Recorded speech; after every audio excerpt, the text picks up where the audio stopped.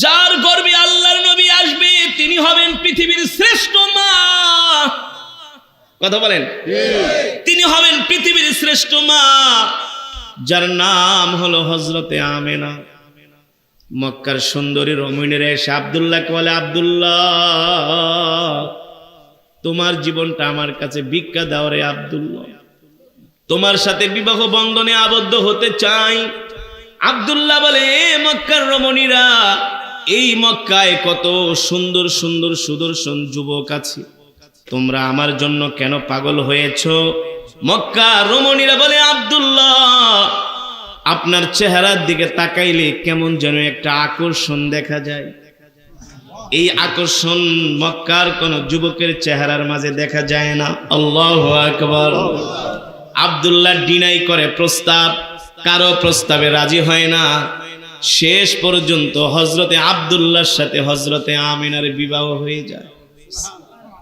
আর আস্তে কোন সুবহানাল্লাহ। হযরতে আব্দুল্লাহর সাথে হযরতে আমিনার বিবাহ হয়ে যায়। মক্কার মধ্যে শোরগোল পড়ে যায়, শুনেছ? হায় রে, আব্দুল্লাহর জন্য এত আশা করেছিলাম, আব্দুল্লাহকে বিবাহ করতে পারলাম না। আমিনার সাথে আব্দুল্লাহর বিবাহ হয়ে গেছে। একদিন, দুই দিন, 3 দিন পর হযরতে আব্দুল্লাহ ঘর থেকে বের হয়েছে। 3 দিন পর্যন্ত আরবের রমণীরা আব্দুল্লাহকে দেখতে পায় না। আরবের রমণীরা পাগল হয়ে গেছে, বেকারার হয়ে গেছে আব্দুল্লাহকে দেখার জন্য। 3 দিন পরে হযরত আব্দুল্লাহ ঘর থেকে বের হয়। আরবের রমণীরা একজন আরেকজনকে বলে, চল চল আব্দুল্লাহকে একটু দেখে আসি, 3 দিন পর্যন্ত তাকে দেখি নাই। আরবের সব রমণীরা আব্দুল্লাহর বাড়ির দরজার সামনে ভিড় জমায় রাস্তায় দাঁড়ায় থাকে। এবার রমণীরা আব্দুল্লাহর দিকে তাকায়া বাড়ির দিকে চলে যায়। আব্দুল্লাহ ডাক দিয়া বলে, রমণীরা রে, এ মক্কার রমণীরা, তোমরা এভাবে করে তাকায় তাকায় চলে যাও কেন? আমার বাড়ির সামনে ভিড় জমাইছো কেন? তোমরা আমাকে ডিস্টার্ব করো। মক্কার রমণীরা বলে, আব্দুল্লাহ 3 দিন আগেও আমাদের কাছে তুমি ছিলা হীরা মণি মুক্তার চাইতেও দামি, এখন তুমি আমার কাছে আর 4 আনারও তোমার কোনো দাম নাই। বলে, কারণ কি? 3 দিন আগে তোমার চেহারার মধ্যে যেন কি একটা আকর্ষণ দেখা গিয়েছিল, কি একটা নূর যেন দেখা গিয়েছিল। সেই নূর, সেই সৌন্দর্যটা আর তোমার চেহারার মাঝে নাই। সেটাই হলেন বিশ্ব নবী রাহমাতুল লিল আলামিন। আল্লাহু আকবার। হযরত আমিনার গর্ভে চলে গিয়েছেন। হযরত আমিনার রেহমের মধ্যে আল্লাহ তাআলা আল্লাহর নবীকে পাঠিয়ে দিয়েছেন। সেই আকর্ষণ আর নাই। আরবের রমণীরা বলে, আব্দুল্লাহ তোমার চেহারায় যে আকর্ষণটা ছিল আমাদের আর বুঝতে বাকি নাই রে। আব্দুল্লাহ ওই আকর্ষণের মালিক আমেনা হইয়া গিয়েছে। আল্লাহু আকবার। এই মাস রবিউল আউয়াল মাস, ঠিক কিনা বলেন? যেই রবিউল আউয়ালে এই ধরায় আগমন করেছেন আপনার আমার কলিজার টুকরা বিশ্ব নবী রাহমাতুল লিল আলামিন। আল্লাহু আকবার। রবিউল আউয়াল এর অর্থ কি জানেন? অনেকে রবিউল আউয়ালের অর্থ জানে না। রবিউল আউয়াল মানে বসন্তের প্রথম কাল, বসন্তের প্রথম মাস, প্রথম বসন্ত। বাংলাদেশেও কিন্তু একটা বসন্ত কাল আছে আমাদের ঋতুর মধ্যে, জানেন? এই বসন্ত কালটা হলো সবচেয়ে সুইটেবল, সবচেয়ে সুন্দর একটা সময়, বসন্তকাল। এই বসন্তকালটা কখন আসে জানেন? বলতে পারবেন? যখন শীত চলে যায়, 1.5 থেকে 2 মাস থাকে বসন্তকাল। গাছের পুরনো পাতাগুলো ঝরে পড়ে যায়, নতুন পাতা গজায়। ওই সময় না শীত না গরম, সেই একটা আবহাওয়া। গরমও না, শীতও না, শরীরের সাথে অ্যাডজাস্টিং। তারপরে আস্তে আস্তে করে গরম চলে আসে। বসন্তকাল হলো পৃথিবীর শ্রেষ্ঠ সময়। এই বসন্ত আউয়ালে আল্লাহ তাআলা এই পৃথিবীতে পাঠিয়েছেন মানবতার মুক্তির দিশারি, মানবতার মুক্তির সনদ, আপনার আমার কলিজার টুকরা বিশ্বনবী জনাবে মুহাম্মদুর রাসূলুল্লাহ, মুহাব্বতের সাথে বলি সাল্লাল্লাহু রাহমাতুল লিল আলামিন দুনিয়াতে আসে নাই এখনো। দুনিয়াতে এখনো কি মায়ের গর্ভে যাবেন যার পিতার নাম হলো আব্দুল্লাহ, যিনি হলো আব্দুল মুত্তালিবের ছেলে, যিনি হলেন আব্দুল মুত্তালিব আরবের সম্ভ্রান্ত পরিবারের একজন সন্তান, হাশেমি গোত্র। আল্লাহু আকবার। যিনি ছিলেন খানায়ে কাবার মুতাওয়াল্লি। খানায়ে কাবার কি? বাইতুল্লাহর মুতাওয়াল্লি আব্দুল মুত্তালিব, যার সন্তান আব্দুল্লাহ, তিনি বিশ্বনবীর পিতা। আল্লাহ তাআলা যার তার ঔরসে তো আর বিশ্বনবী পৃথিবীতে আসতে পারে? আসবে না। সুদর্শন যুবক আব্দুল্লাহ, সুদর্শন, যার চেহারার দিকে তাকালে নজর ফিরানো যায় না। মক্কার হাজার হাজার রমণীরা আব্দুল্লাহর চেহারার দিকে তাকায় থাকে, চেহারার মধ্যে আকর্ষণ।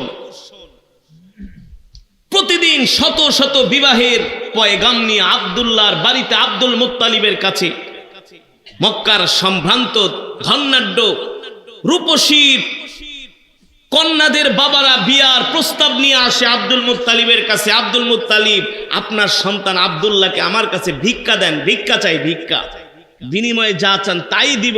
আব্দুল মুত্তালিব বলে, এত পাগল হয়েছো কেন? বলে, আমি পাগল হই নাই, আমার কন্যা পাগল হয়েছে। আল্লাহু আকবার। এমন একজন, দুইজন, তিনজন না, প্রতিদিন শত শত বিবাহের প্রস্তাব নিয়ে আব্দুল মুত্তালিবের বাড়িতে আসেন আব্দুল্লাহর জন্য। হযরত আব্দুল্লাহ তো আর যেন তেন পুরুষ না, যার ঔরসে তো আর বিশ্বনবীকে আল্লাহ তাআলা যে কোনো বংশে, যে কোনো ঔরসে পাঠাতে পারেন না। কারণ যেই ঔরসে, যেই বংশে আল্লাহ তাআলা আমার নবীকে পাঠাবেন, সেই বংশ হলো পৃথিবীর শ্রেষ্ঠ বংশ। ঠিক কিনা বলে? আর সেই পিতা হবে পৃথিবীর শ্রেষ্ঠ পিতা, আল্লাহর নবী রাহমাতুল লিল আলামিন। আল্লাহ তাআলা হযরত আমিনার গর্ভে দো জাহানের বাদশাকে পাঠিয়ে দিয়েছেন। এক মাস, 2 মাস, 3 মাস, 4 মাস, 5 মাস এমন করে হযরত আব্দুল্লাহ আমিনার খেদমত করে। 6 মাসের মাথায় হযরত আব্দুল্লাহর ব্যবসার মৌসুম চলে আসছে। ব্যবসা করার জন্য সিরিয়ায় যাবে। 3 মাস ব্যবসার মৌসুম, ব্যবসার সময়। হযরত আমিনার হাত ধরে বলে, আমিনা, ব্যবসা করার জন্য সিরিয়ায় যাচ্ছি, 3 মাস ব্যবসা কইরা আবার দেশে চলে আসবো। সন্তান দুনিয়াতে আসার আগেই রে আমিনা, সন্তানের জন্য খেলনা নিয়ে আসবো, চিন্তা করো না। সন্তানের জন্য দামি দামি কাপড় নিয়ে আসবো, চিন্তা করো না। আমার সন্তানের যা প্রয়োজন আমি তাই নিয়ে আসবো, তোমার জন্য যা লাগে আমি তাই নিয়ে আসবো। আমিনা, আমি তোমার থেকে বিদায় নিয়ে সিরিয়ার উদ্দেশ্যে দামেস্কে হযরত আব্দুল্লাহ বাড়ি থেকে রওনা করে ব্যবসার উদ্দেশ্যে। পথিমতে হযরত আব্দুল্লাহ সফর করতে করতে ক্লান্ত হয়ে যায়। সেইখানেই হযরত আব্দুল্লাহ আল্লাহর ডাকে সাড়া দিয়া এই দুনিয়ার জমিন থেকে চলে যায়। এই খবর যখন হযরত আমিনার কানে আসে, আল্লাহর নবীর আম্মা জান হযরতে আমিনা স্বামীর মৃত্যুর খবর শুনে এতটা ভেঙে পড়েন, কান্নায় ভেঙে পড়েন। হায় রে আব্দুল্লাহ, তুমি আমাকে একা রেখে এই দুনিয়া থেকে চলে গেলা রে আব্দুল্লাহ। তোমার সন্তান আমার গর্ভে, এই সন্তানকে নিয়ে আমি এখন কি করব আব্দুল্লাহ? স্বামীর কথা মনে করে, সন্তানের কথা মনে করে আর বলে, হায় রে আমার সন্তানটা তো চিরতরে এতিম হয়ে গেল। যে কোনো মাই কান্না করবে, ঠিক কিনা বলেন? একজন স্বামী যদি স্ত্রীর গর্ভে সন্তান আসা সম্ভব, স্ত্রী রেখে যদি ইন্তেকাল করে, এই পৃথিবীর জমিনে ওই বোন আর ওই মায়ের চাইতে আর হতভাগা দুর্ভাগা কেউ হতে। হযরতে আমিনা সন্তানের কথা চিন্তা করে আর কান্নাকাটি করে, মনে মনে ভাবে, হায় রে আমার সন্তানের একটা সুন্দর নাম আমার আব্দুল্লাহ রাখতো। আব্দুল্লাহ চলে গেল, হায়রে আমার সন্তানকে নিয়ে আব্দুল্লাহ ঘুরতে যেত। প্রাণের স্বামী আব্দুল্লাহ চলে গেল, হায়রে কে আমার সন্তানকে পড়াশোনা করাবি, আমার সন্তানের জন্য দামি কাপড় চোপড় কে আনবি, আমার সন্তানের জন্য খেলনা কে কিনে আনবি, এমন চিন্তা প্রত্যেকটা মাই করে। কথা কন, সন্তান দুনিয়াতে আসার আগে মায়েরা কাঁথা সিলায়, মায়েরা কাঁথা সিলায়, প্রস্তুতি নেয়, নিজেদেরকে প্রস্তুত করে। হযরত আমেনা আব্দুল্লাহর হাত ধরে বলে, আব্দুল্লাহ আপনি ব্যবসা করার জন্য স্বামী যাচ্ছেন, প্রাণের স্বামী, আপনার সন্তান আমার গর্বে। এই কথা বলে হযরত আমেনা কান্না করে দেয়। আব্দুল্লাহ বলে, কেঁদো না, আমি 3 মাস ব্যবসা করে সন্তান দুনিয়াতে আসার আগে আমি চলে আসব। এই সময় হযরত আব্দুল্লাহ দুনিয়া ছেড়ে চলে যায়। হযরত আমেনা এতটা মুমূর্ষ, এতটা ভেঙে পড়ে, আমেনা এতটা চিন্তায় পেরেশান হয়ে যায়। আল্লাহ তাআলা হযরত আমিনার এই কষ্ট সহ্য করতে পারেন না। জিবরাইলকে বলে, ও জিবরাইল, যাও যাও যাও, আরশ থেকে বের হয়ে জমিনে চলে যাও, আমার আমিনাকে যায়া সান্ত্বনা দাও। আমার আমিনার গর্ভে দুনিয়ার কোনো সাধারণ মানুষ না, আমার আমিনার গর্ভ হলো আমার হাবিব রাহমাতুল লিল আলামিন। আল্লাহু আকবার। জিবরাইল এসে হযরত আমিনার ঘরে ঢুকে, সাদা ধবধবে পোশাক পরে এমন সুন্দর চেহারার মানুষ আজ পর্যন্ত হযরত আমিনা দেখে নাই। ডাক দেয়, মিন আইনা জিতা, এ আপনি কোত্থেকে আসছেন? এমন মানুষ তো আমি আজ পর্যন্ত দেখি নাই। আরে দেখবে কোত্থেকে? জিবরাইল তো আর মানুষ না, সে তো আল্লাহর ফেরেশতা। সুবহানাল্লাহ। জিবরাইল তো আল্লাহর ফেরেশতা। বলে, আনা জিবরাইল জিতু মিনাল আরশ, আমি আরশ থেকে আসছি, আমার নাম হলো জিবরাইল, আমি আল্লাহর একজন বিশেষ ফেরেশতা। আল্লাহু আকবার। কেন আসছেন আমার ঘরে? বলে, আপনাকে সুসংবাদ দিতে আসছি। সুবহানাল্লাহ। আর আস্তে কোন সুবহানাল্লাহ। স্বামীর ইন্তেকালের পরে কোন স্ত্রী যদি বলে, শোনে যে আপনাকে সুসংবাদ দিতে আসছি, আমিনা কয় না, কি সুসংবাদ? নাকি আমার স্বামী আবার ফিরে আসবে, না কি সুসংবাদ আমার কাছে নিয়ে আসছে? আল্লাহু আকবার। জিবরাইল বলেন, না না না, আপনার জন্য আমি এমন সুসংবাদ নিয়ে আসছি আমিনা, যে সুসংবাদের কথা শুনলে আপনার চোখ শীতল হয়ে যাবে। হযরত আমিনা বলে, কুল, বলেন ইয়া জিবরাইল। জিবরাইল বলে, আমিনা শুনেন শুনেন, আপনার গর্ভে যিনি আছেন তাকে নিয়ে আপনি চিন্তা করবেন না। সে দুনিয়ার কোনো সাধারণ মানুষ না, সে হলো আল্লাহর পয়গম্বর, আল্লাহর হাবিব রাহমাতুল লিল আলামিন। সে কিন্তু কোনো গোত্রের নবী না, কোনো বংশের নবী না, কোনো দেশের নবী না। সে কোনো গোত্রের জন্য আল্লাহ তাআলা তাকে পাঠায় নাই, কোনো বংশের জন্য, কোনো দেশের জন্য আল্লাহ তাআলা পাঠায় নাই। আপনার সন্তান, আপনার গর্ভে যিনি আছেন, তিনি হলেন কুল কায়নাতের নবী, তিনি হলেন দোজাহানের নবী রাহমাতুল লিল আলামিন। আল্লাহু আকবার। আল্লাহ তাআলা সে কথাই কোরআনের মধ্যে বলছেন, হুয়াল্লাযী আরসালা রাসূলাহু বিল হুদা ওয়া দীনিল হক লিইয়ুযহিরাহু আলাদ দীনি কুল্লিহি ওয়া কাফা বিল্লাহি শাহীদা। ও নবী, আমি আপনাকে সত্য দিন দিয়া দুনিয়ার জমিনে পাঠাইছি, যাতে করে আপনি সকল ধর্মের উপরে বিজয়ী হতে পারেন। আল্লাহু আকবার। নবী, আপনার দিন হলো শ্রেষ্ঠ দিন। কে বলছেন? ওয়া কাফা বিল্লাহি শাহীদা। আল্লাহ বলেন, নবী আমি সাক্ষী দিচ্ছি, আপনি হলেন সত্যের উপরে প্রতিষ্ঠিত। আল্লাহু আকবার। আর আমি আল্লাহ আপনাকে সমস্ত দিনের উপরে বিজয় করব। মত আছে, যত ধর্ম আছে, ইসলাম হলো শ্রেষ্ঠ ধর্ম। ঠিক কিনা বলেন? ইসলাম ছাড়া কোনো ধর্মের কোনো অস্তিত্ব নাই। এবার জিবরাইল ডাক দিয়ে বলে, আমিনা, ও আমিনা, আপনার গর্ভে যিনি, তিনি হলেন এই পৃথিবীর মানুষকে অন্ধকার থেকে আলোর দিকে নিয়ে আসবে। আল্লাহু আকবার। আমিনা, যার উসিলায় সারা পৃথিবীটা আলোকিত হবে। আলোকিত এই আরব অন্ধকারে ডুবে আছে, যার ওসিলায় আরবের মানুষগুলো আলোর দিশা পাবে। আমেনা, আপনি চিন্তা করবেন না, টেনশন করবেন না। আপনি আপনার সন্তানের নাম নিয়ে টেনশন করতেছেন। দুনিয়ার কোন মানুষ আপনার সন্তানের নাম রাখার প্রয়োজন নাই। আপনার গর্ভে যে সন্তান আছে, এই সন্তানের নাম স্বয়ং আল্লাহ রাব্বুল আলামিন রেখে দিয়েছেন। আল্লাহু আকবার। এই সন্তানের নাম হবে মুহাম্মদ, অধিক প্রশংসিত। সুবহানাল্লাহ, অধিক। এই সন্তানের নাম হবে মুহাম্মদ ইবনে আব্দুল্লাহ, আব্দুল্লাহর ছেলে মুহাম্মদ। আল্লাহু আকবার।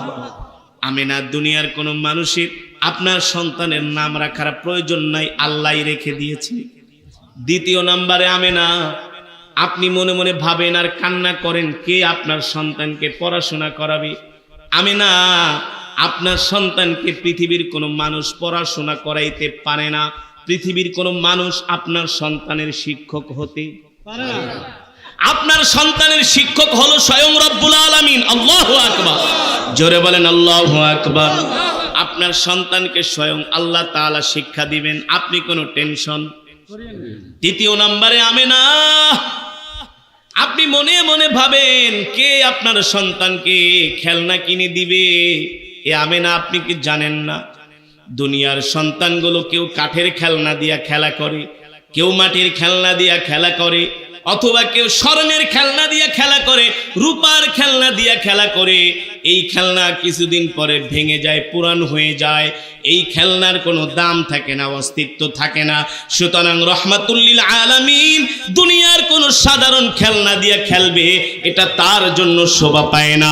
তার সাথে খেলা করার জন্য আল্লাহ রাব্বুল আলামিন আসমান থেকে পুরা চাঁদ আপনার বাড়িতে পাঠিয়ে দিবি। আকাশের চাঁদ এসে আপনার সন্তানের সাথে খেলা করবে। আর আস্তে কোন ও আমিনা, আপনি চিন্তা করবেন না, পেরেশান হবেন না। আমিনা, এই কথা বলে হযরত জিবরাইল চলে যায়। এবার হযরত আমিনার মনে আর কোনো দুঃখ থাকতে পারে না। জোরে বলেন। এবার আমিনা পানি আনার জন্য কূপে যায়। কূপে যাওয়ার সাথে সাথে পানির বালতিটা যখন কূপের কাছে রাখে, কূপের পানিগুলো লাফ দিয়ে আমিনার বালতির মধ্যে উঠে যায়। আর জোরে বলেন সুবহানাল্লাহ। আমিনার বালতির মধ্যে, মস্কের মধ্যে পানিগুলো উঠে যায়।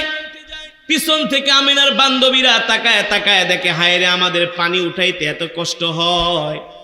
সিরাত ইবনে কাসিরের মধ্যে আসছে, আল বিদায়া ওয়ান নিহায়ার মধ্যে আসছে, আমিনার বান্ধবীরা কয়, হায় রে, আমাদের পানি উঠাইতে এত কষ্ট হয়। আর আমিনা কূপের কাছে দাঁড়াইলে পানি নিচ থেকে উপরে উঠে যায়। পানি ডাক দিয়ে বলে, আমিনা, আপনি কেন আসছেন কূপে কষ্ট কইরা? আপনি চাইলে তো আমরা পানি আপনার বাড়িতে চলে যেতে পারি। হযরত আমিনা বলে, কারণ কি? আরে কারণ কি মানে, আপনি কি জানেন আপনার গর্ভে কে আছে? আপনার গর্ভে আছে আমাদের নবী রাহমাতুল্লিল আলামিন। আল্লাহু আকবার। হযরত আমিনা রাস্তা দিয়ে হাঁটে, গাছগুলো দেখে আমিনাকে সালাম দেয়, আসসালামু আলাইকি ইয়া আমিনা। আমিনা, আপনি আমাদের পক্ষ থেকে সালাম গ্রহণ করেন। পাথরগুলো আমিনাকে সালাম দেয়, ধুলি কণাগুলো আমিনাকে সালাম দেয়। আমিনা ডাক দিয়া বলে, এ গাছ, এ ধুলি কণা পাথর, সালাম দাও কেন? বলে, কেন সালাম দিব না? আপনার গর্ভে তো আমাদের নবী রাহমাতুল্লিল আলামিন। আপনার গর্ভে যিনি আছেন তিনি শুধু মানুষের নবী না, তিনি আমাদেরও নবী। আল্লাহু আকবার। আরো জোরে বলেন আল্লাহু আকবার। হযরতে আমিনা এবার বাড়িতে যায়। আমিনার বান্ধবীরা বলে, আমিনা রে, আমরা পানি আনতে গেলে পানির কূপের পানির স্তর নিচে নেমে যায়, তুমি গেলে পানির স্তরগুলো উপরে উঠা যায়। আসো না বান্ধবী, তুমি একটু কূপের কাছে দাঁড়ায় থাইকো, তুমি দাঁড়াইলে পানি উপরে উঠা যায়। ও বান্ধবী, তোমাকে কষ্ট করে পানি টেনে আনতে হবে না, তুমি শুধু কূপের কাছে দাঁড়ায় থাকবা, তোমার বরকতে আমাদের মশগুলো ভরবে, আর আমরা তোমার বালতিগুলো বাড়িতে পৌঁছে দিব। আল্লাহু আকবার। হযরত আমিনা যে রাস্তা দিয়ে হেঁটে যায়, রাস্তা থেকে, শরীর থেকে হযরত আমিনার জান্নাতের খুশবুর ঘেরান বের হয়। আশেপাশের কিছু মহিলারা এই ঘেরান পায়, একজন আরেকজনকে বলে, কারণ কি রে? আমিনার স্বামী আব্দুল্লাহ মারা গেছে, কিন্তু এত দামি দামি খুশবু আমিনা কোথায় পায়? আরবদের একটা প্রথা ছিল, স্বামী মারা গেলে স্ত্রী 7 মাস পর্যন্ত কোনো খুশবু ব্যবহার করতে পারবে না, কোনো অলংকার ব্যবহার করতে পারবে না, কোনো দামি জিনিসপত্র ব্যবহার করতে পারবে না। কিন্তু আমিনা প্রতিদিন এত দামি দামি খুশবু কোত্থেকে পায়? কিছু কিছু মহিলা হিংসা করে যে আব্দুল মুত্তালিবের কাছে বিচার দেয়, এ আব্দুল মুত্তালিব, আপনি হলেন আমাদের সমাজের নেতা, আপনি হলেন আমাদের বিচার করেন, আমরা আপনাকে সম্মান করি, শ্রদ্ধা করি, আপনি হলেন গোত্র প্রধান, আপনি গোত্র প্রধান হয়ে তো আপনি তো আইন লঙ্ঘন করতেছেন। আব্দুল মুত্তালিব বলে, এ সমাজের মানুষেরা, আমি কি আইন লঙ্ঘন করেছি? বলে, আমাদের আরবদের প্রথা হলো কোনো স্ত্রীর স্বামী যদি মারা যায় 7 দিন পর্যন্ত কোনো খুশবু লাগে, 7 মাস পর্যন্ত কোনো খুশবু লাগাতে পারে না, দামি কোনো পোশাক পরতে পারে না, অলংকারও পরতে পারে না।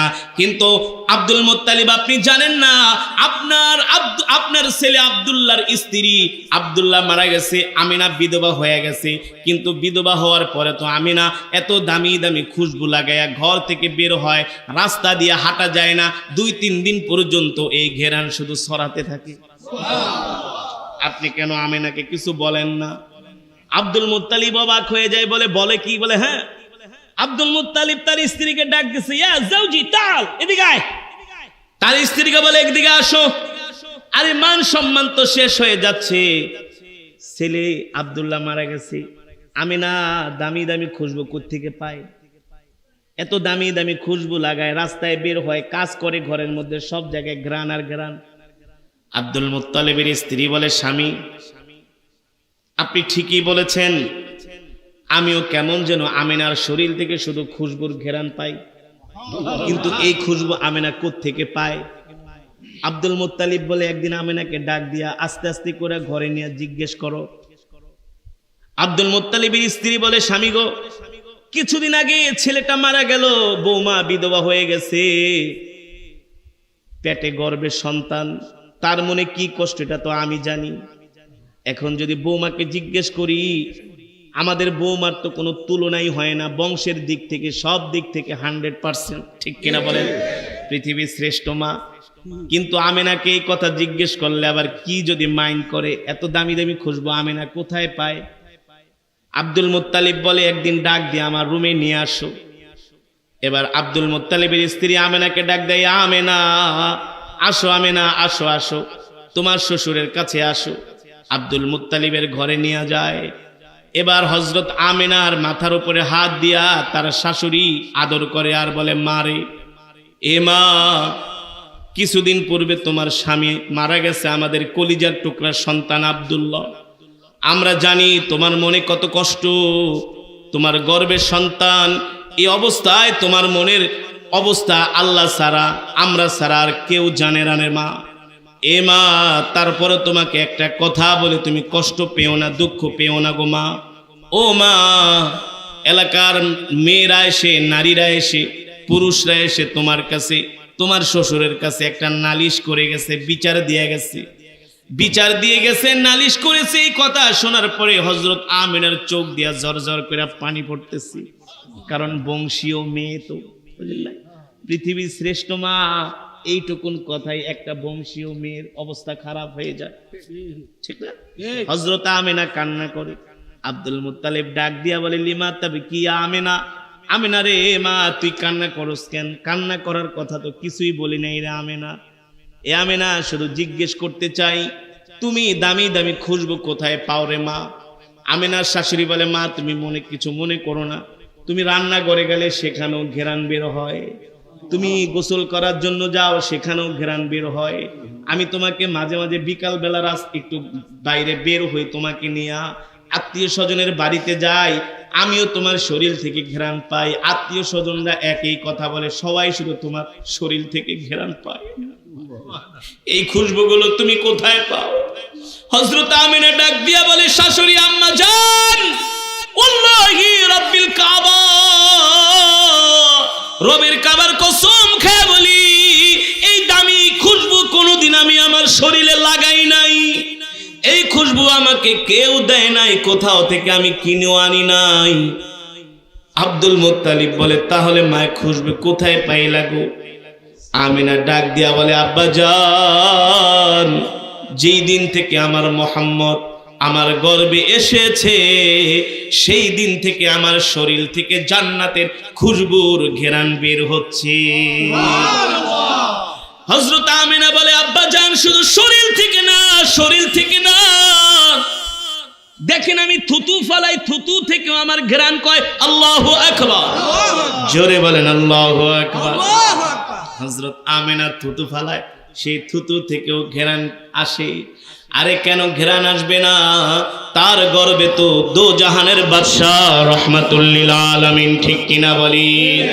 সেই নবীর কথা আল্লাহ কোরআনে বলেছেন, মা কানা মুহাম্মাদুন আবা আহাদিন মির রিজালিকুম ওয়ালাকিন রাসূলুল্লাহি ওয়া খাতাম ولكن رسول الله وخاتم النبيين وكان الله بكل شيء عليما।